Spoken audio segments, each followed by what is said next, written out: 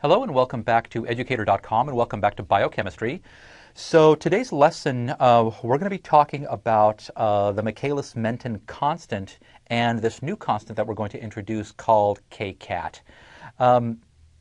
This particular lesson is really very important. I'm not suggesting that the other lessons are not important, but in the biochemistry course, the study of kinetics, this quantitative study of kinetics is usually sort of a daunting thing for the kids. There's just a lot of symbols floating around. There's a lot of mechanisms, a lot of reactions. You have enzyme, substrate, product, enzyme, substrate, all kinds of things going. So it tends to get really confusing. So what I wanted to do is I wanted to come back. We've already discussed michaelis-Menten kinetics. We have the michaelis-Menten equation. I wanted to go back and talk about what Km actually means. I want to talk about how it's used in biochemistry, whether that usage is actually justified or not. So I just wanted to spend some more time with it. That's it. I just want you to be as comfortable as possible because these things do come up a lot.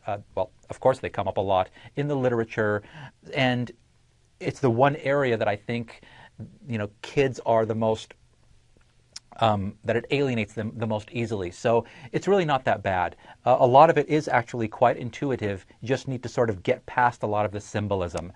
In any case, let's just jump right on in, and hopefully we can help you to get a better understanding of what all of these different things mean. So let's see what we can do. Okay, so let's go ahead and start off with the michaelis-Menten equation again. Let's recall. So recall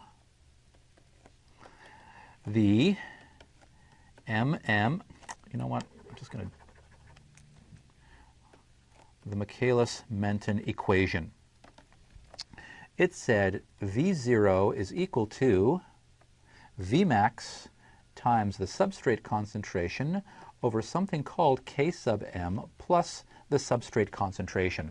So basically what this equation does is it relates the speed, the velocity, the rate of the reaction, how fast it's going, in either moles per second or molarity per second as a function of substrate concentration, which is really very convenient. So it's such a beautiful equation. Now this Vmax, we saw already that if you're given a particular enzyme, you can keep adding substrate. You're going to increase the rate, but at some point all of the enzyme molecules are going to be completely saturated with substrate. So all of the binding sites are taken over. Now, an enzyme can only go so fast, so no matter how much more substrate you add, you're not going to make it go any faster. So from your perspective, what you see, or actually I'll draw it on here, what you see is this thing that looks like this. It ends up maxing out at some speed. There is some upper limit to how fast an enzyme can go. You can't push it any further than it will go if you have a certain amount of enzyme. Now, it's true, you can add more enzyme, but that's experimental conditions. The body doesn't just add more enzyme. The body needs to keep its enzyme concentration reasonably low because enzymes aren't used up in a reaction. So it needs to keep them low and constant. It doesn't just add enzyme whenever it wants to speed it up. It's substrate concentration that changes. So Vmax is just an upper limit on how fast the reaction will go. This Km, as it turns out, is, remember, it is the concentration at which the speed is 1/2 of the maximum speed. I didn't draw it very well here, so let me raise this one a little bit. So something like that. So that'll be Vmax. That's some upper limit that the speed is going to approach.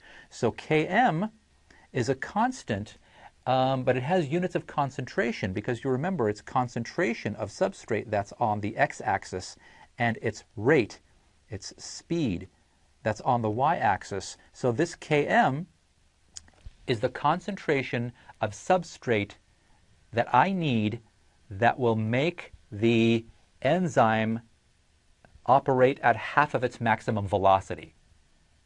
1/2 is just a good number. Not too low, not too high, right in the middle. That's what Km is. So this is the michaelis-Menten equation. Now, recall also from the derivation, because we did do the derivation, recall that this was derived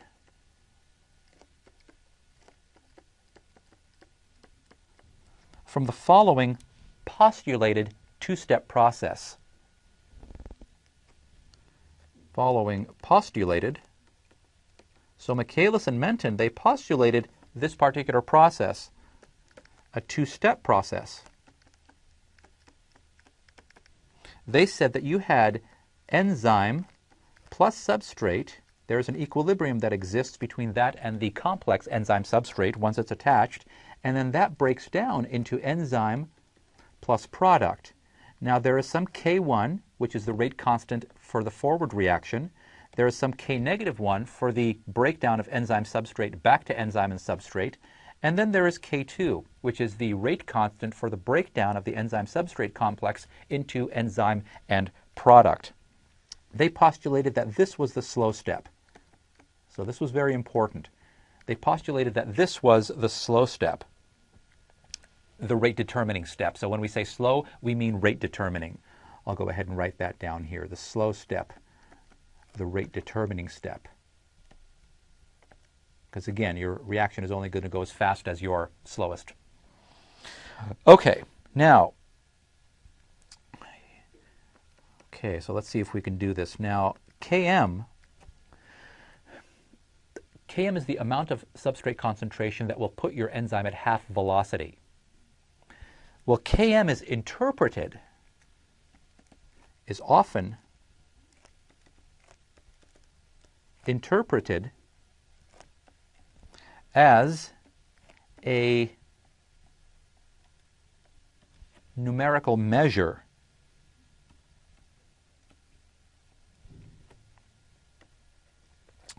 of an enzyme's affinity for its substrate. Affinity for its substrate. So you'll often see Km as interpreted as some numerical measure of an enzyme's affinity for its substrate. I'm going to show you why it's interpreted that way, and then I'm going to discuss why you have to be careful with that particular interpretation. For the most part, it's not going to be a problem as far as the problems that you do in your book or the things that you discuss in class, but it's very, very important not to just automatically assume that some Km value that you're given or that you read off in some reference book for an enzyme is a measure of the affinity of that enzyme for its substrate. So I'm going to discuss why it is interpreted that way. Let's start off there. Here is why. Okay. Now, in the derivation of the michaelis-Menten equation, if you want to go back a couple of lessons, the Km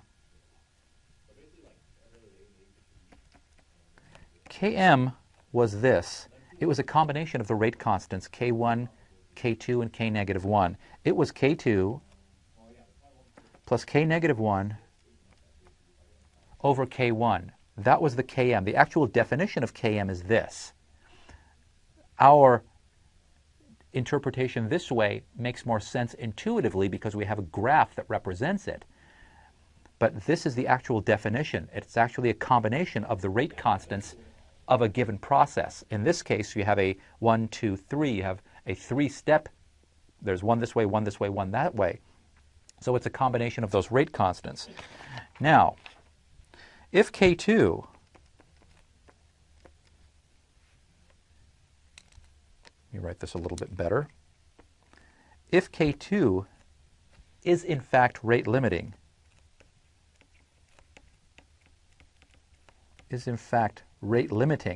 in other words, if that K2 step is really the slow step as was postulated,